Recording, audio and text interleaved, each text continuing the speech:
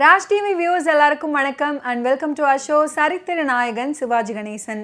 இந்த நிகழ்ச்சியில் சிவாஜி அவர்களுடைய ஃபிலிம் கெரியரில் நடந்த பல இன்ட்ரெஸ்டிங்கான விஷயங்களை நம்ம தொடர்ந்து பார்த்துக்கிட்டு இருக்கோம். அந்த வரிசையில் இன்னைக்கு எபிசோட்லையும் பல சுவாரஸ்யமான அப்டேட்ஸ் உங்களுக்காக காத்துக்கிட்டு இருக்கு. வாங்க நிகழ்ச்சிக்குள்ளே போகலாம். மக்களை பெற்ற மகராசி 1957 ஆண்டு வெளிவந்த தமிழ் திரைப்படமாகும். கே. சோமு இயக்கத்தில் வெளிவந்த இந்த திரைப்படத்தில் சிவாஜி கணேசன் அவர்கள் பானுமதி முக்கிய கதாபாத்திரத்தில் நடிச்சிருந்தாங்க. மேலும் Kannamba, M N. Nambiar, M N. Rajam, V K. Ramasamy, K. Sarangapani, E R. Sahadevan, P D. Sambandam, V M. Ezhumalai, T P. Muthulakshmi, C T. Rajakantham, M R. Santhanam ஆகிய பல முன்னணி நடிகர்கள் நடிச்சிருந்தாங்க. இந்த திரைப்படத்துக்கு திரை இசை திலகம் கே.வி. மகாதேவன் இசையமைச்சிருந்தாரு. கே. சோமு இயக்கத்தில் வெளியான இந்த திரைப்படம் தான் முதல்ல வட்டார மொழி வழக்கில் பேசி வெளியான திரைப்படம். கொங்கு நாட்டு மொழி வழக்கு பேசக்கூடிய செங்கோடன் கதாபாத்திரத்தில் சிவாஜி அவர்களும், அவரின் முறைப்பெண் பொன்னுரங்கம் கதாபாத்திரத்தில் நடிகை பானுமதி அவர்களும் நடிச்சிருப்பாங்க.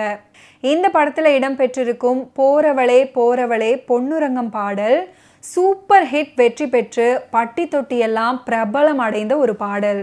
அதுக்கப்புறம் நடிகை பானுமதி அவர்கள் நடிகர் அசோகனை ஹீரோவாக வைத்து மணமகன் தேவை அப்படின்ற காமெடி திரைப்படத்தை தொடங்கினாங்க. இந்த திரைப்படம் முழுக்க பானுமதியை மையமாக வைத்து கதைகள் அமைஞ்சிருக்கும். அதுக்கப்புறம் இந்த படத்தில் நடிகர் அசோகனை விலக்கிவிட்டு நடிகர் திலகம் சிவாஜி கணேசன் அவர்கள் ஹீரோவாக ஒப்பந்தமானார். இந்த படத்தில் நடிகர் திலகம் சிவாஜி அவர்களுடன் இணைந்து சந்திரபாபு, டி.ஆர். ராமச்சந்திரன் என பல முன்னணி நடிகர்கள் இணைந்து நடிச்சிருந்தாங்க. நடிகர் சிவாஜி கணேசன் அவர்களுடன் இணைந்து நடித்தது ஒரு புதுவிதமான அனுபவத்தை கொடுத்தது அப்படின்னு இந்த படத்தில் நடித்ததுக்கு அப்புறம் நடிகை பத்மினி ஒரு பேட்டி ஒன்றில் சொல்லியிருந்தாங்க. மூன்றாவது திரைப்படம் ராணி லலிதாங்கி. 1957 ஆண்டு வெளியான இந்த திரைப்படத்தில் முதல்ல ஹீரோவாக நடித்தது வேற ஒரு நடிகர்.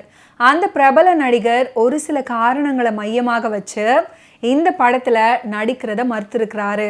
நடிகை பானுமதி அவர்கள் மக்களை பெற்ற மகராசி படத்துக்காக 2 சோலோ பாடல்கள் பாடியிருந்தாங்க அப்படின்னு சொல்லியிருந்தோம். அதில் மற்றொரு பாடல் தான் வந்தது யாருன்னு அப்படின்னு தொடங்கக்கூடிய பாடல்.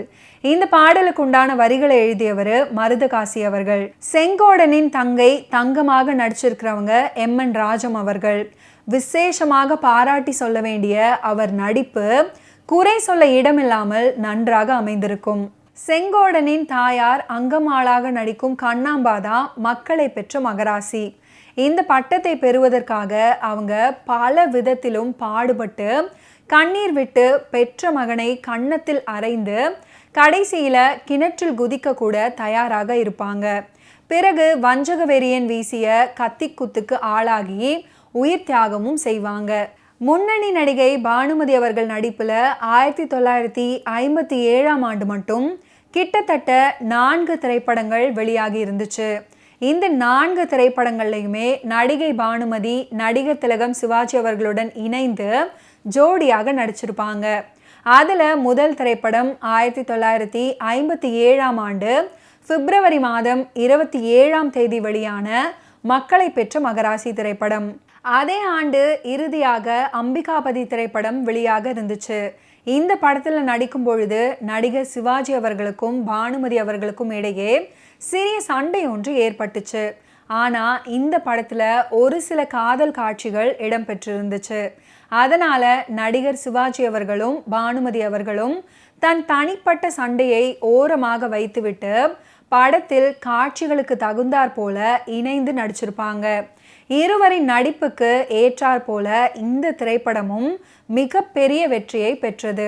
இந்த வருடத்தில் மட்டும் நடிகர் திலகம் சிவாஜி கணேசன் அவர்களும் நடிகை பானுமதி அவர்களும் இணைந்து 4 படங்கள் நடிச்சிருந்தாலும் இந்த இரு நடிகர்களும் இணைந்து 10 திரைப்படங்களுக்கு மேலே நடிச்சிருக்கிறாங்க. மக்களை பெற்ற மகராசி படத்தில் மக்களை பெற்ற மகராசி அப்படின்னு அந்த டைட்டிலாகவே தொடங்கக்கூடிய ஒரு பாடல் இடம்பெற்றிருக்கும். இந்த பாடலை ஜிக்கி அவர்கள் அற்புதமாக பாடியிருப்பாங்க.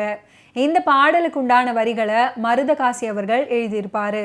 ஓகே வியூவர்ஸ், இன்னைக்கு நிகழ்ச்சியில் நடிகர் திலகம் சிவாஜி கணேசன் அவர்களுடைய ஃபிலிம் கெரியரில் நடந்த பல இன்ட்ரெஸ்டிங்கான விஷயங்களை நீங்கள் பார்த்து தெரிஞ்சிருப்பீங்க. மீண்டும் அடுத்தடுத்த எபிசோட்ஸில் சந்திப்போம். நன்றி, வணக்கம்.